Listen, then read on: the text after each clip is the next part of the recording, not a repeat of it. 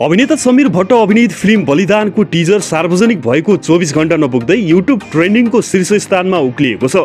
समीरको जन्मदिन पारेर फिल्मको निर्माण पक्षले बुधबार प्री टिजर सार्वजनिक गरेका थिए। सार्वजनिक एक्सन प्रदान टिजरलाई बिहीबार दिउँसोसम्म 5 लाख भन्दा बढी पटक हेरिएको छ। राम्रो भ्युज सहित टिजर युट्युबमा मुभिज खण्डतर्फ पहिलो नम्बरमा उक्लिएको छ। टिजरलाई लिएर आएका अधिकांश प्रतिक्रिया सकारात्मक छन्। सन्तोष सेनको निर्देशनमा बनेको बलिदान दशैंको फुलपातीमा प्रदर्शनमा आउने तयारी छ। फिल्ममा समीर सहित सौगात मल्ल, अर्पण थापा, रिचा शर्मा लगायतका कलाकारहरूको अभिनय छ। यसका निर्माता पवन ब्राडफोर्ड बिष्ट हुन् भने प्रेमपुरी कार्यकारी निर्माताको रूपमा संलग्न छन्। अभिनेता समीर 12 गाउँ पछि यो फिल्ममा देखिन लागेका हुन्।